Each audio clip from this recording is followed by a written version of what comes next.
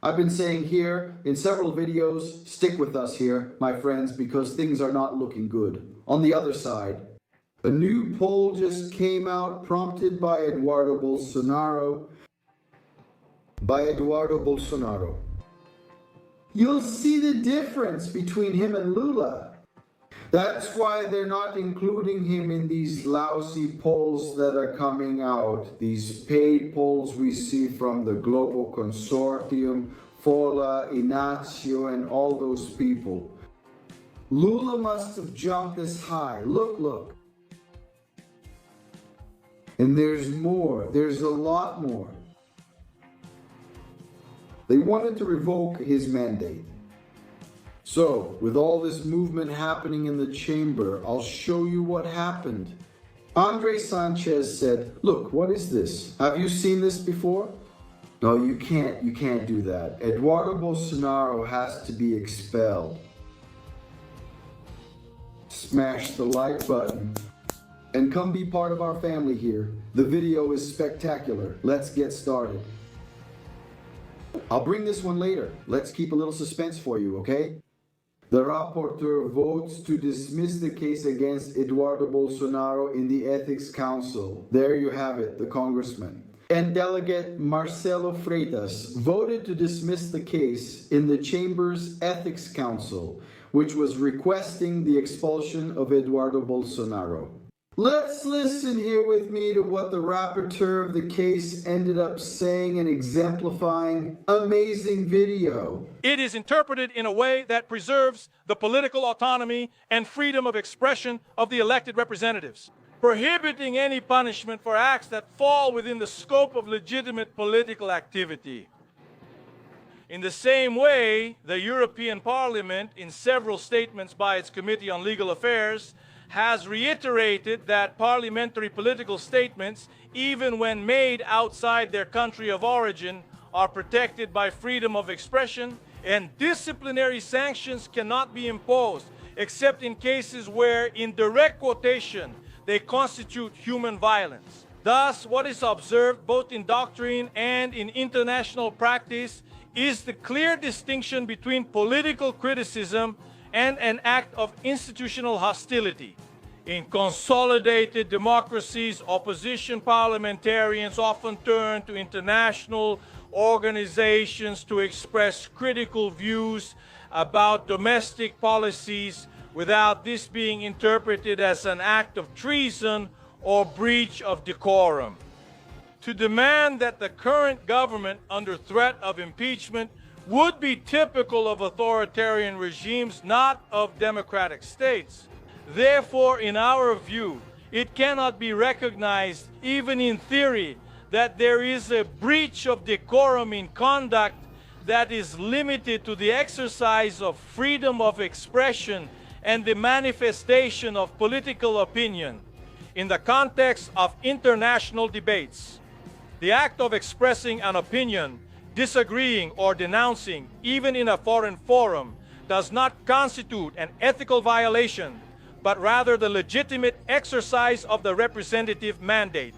As recognized by the world's most stable and mature democracies. In view of these arguments, while respecting opposing opinions, it must be recognized as presented by the Federal Public Defender's Office the formal ineptitude of the initial petition. In conclusion, given the above, considering the content of the arguments outlined above, I vote for the dismissal of the complaint filed by the Partido dos Trabalhadores against Congressman Eduardo Bolsonaro. That really hurt those people a lot. The young lady here, the global blogger, look, she's a blogger.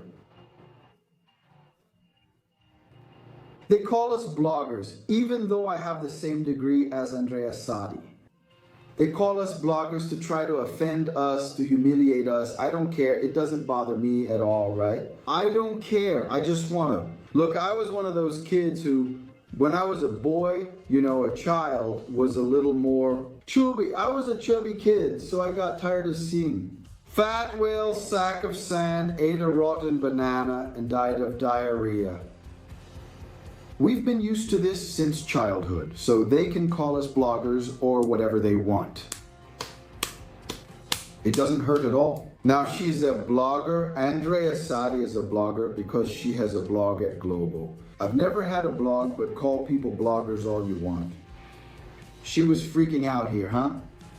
Look. No comments. We don't have any. Well, no comment, man. One day, Andrea Sadi, don't you realize that one day history will make you all fall into limbo? There's no salvation for you. All this dictatorship that of course you say doesn't exist, that we're not living through. Full democracy for you is full. Because of course your pocket is being filled with my money, Andrea Sadi, with mine, yours, and those who follow me. Then her pocket, her family's pocket. She's simply doing nothing more, nothing less than defending her own livelihood, but at the expense of thousands of honest Brazilians. That's what's happening. I can't believe it. I can't believe it. Eduardo Bolsonaro. That option, no comments. Now, with comments. Like this, it's 1 second of silence. Look at this one. It's silent, right? A perplexity. Oh. Perplexity, perplexity. To follow this with perplexity. It's a shame, this vote from the rapporteur. A shame. It's you being there, man, on television having 0.00000 audience. With our money, Andrea Sadi, if it were global, paying you without taking resources from that fund, that could go to a hospital, that could go to a police station, that could go to a school, that could really be solving the problem of the Brazilian who needs it. No, it goes to Andrea Sadi's luxuries. Makeup and all, hair and all, Globo's makeup artists and all. This is a shame. You take it away from those who need it to go to the beach, travel, and so on. She is the ex-wife of one of Globo's directors. It didn't work out, that's the story. Then she got together with that Andre Rizek guy, married Andre Rizek, who is another real piece of work, a real piece of work as a human being. That's just my opinion. The facts are what we showed you. What he presented there in his argument as the rapporteur when he was chosen. It was all rigged, right, Valda? We even mentioned it. Rigged game, rigged game, rigged game. That's the kind of journalism you're presenting, rigged game. Oh, Andrea Sadi. You think what you're doing is going to last for the rest of your life, right? This relative democracy, like one of your fathers says. This relative democracy. But now I'm going to bring some news that's going to get you down, Andrea Sadi. GERP Institute, Eduardo Bolsonaro ahead of Lula. Look here, the poll. Candidate you would vote for President of the Republic in the second round if the elections were today. Green is Eduardo, red is Lula, black here means none of them. Eduardo Bolsonaro has 41%. 41%. Lula has 38%. I think it went bad for Cuesta. Today, 2,000 interviews, Eduardo Bolsonaro, 41%, Lula, 38%. And I'm going to tell you something.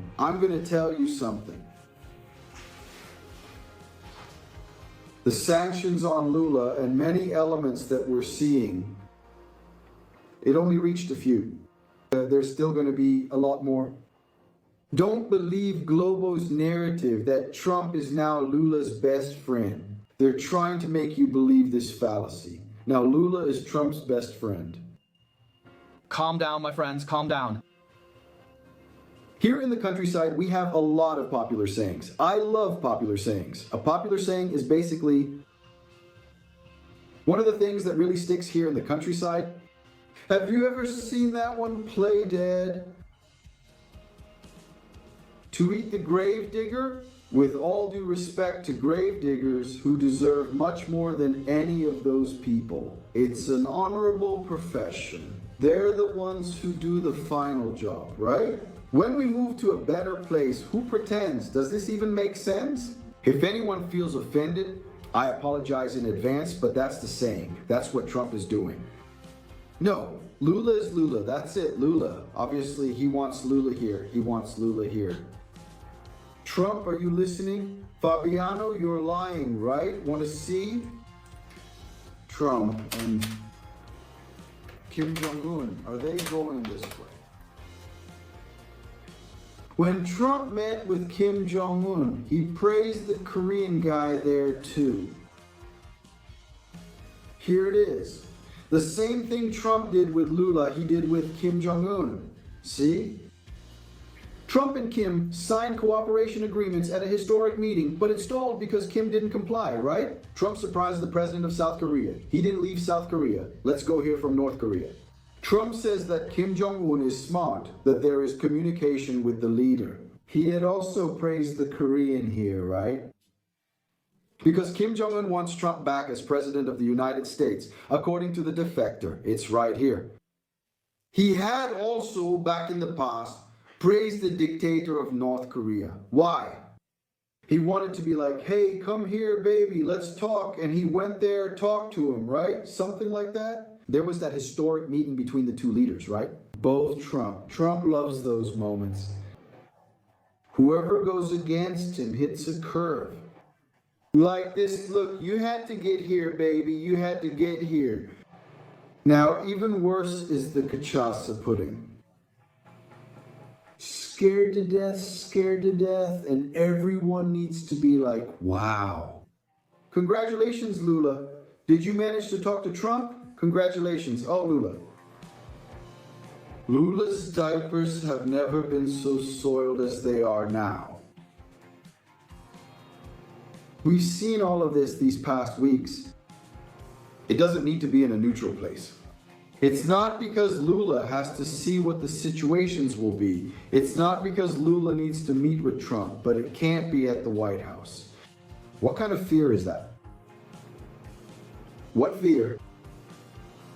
So you understand that they're not just desperate, they're terrified. Trump made the first and second contacts. And inevitably, he'll have to meet and come face to face with Laranjao. Ah, my friends, then the story will be completely different. Completely. I'm telling you, just wait a little longer, just wait a little longer. It will happen. Now, what they weren't expecting is Eduardo Bolsonaro now leading the polls for the second round. That's what I'm saying. There has to be a last name there, Bolsonaro. It could be Nogueira or whoever, whether it's this one or that one. Say whatever you want. The Centro is desperate. I like Ratinho Jr., I do. I like Tarcísio. Not Caiado, but I like Ratinho Jr., Tarcísio, and Zema. He used to be better.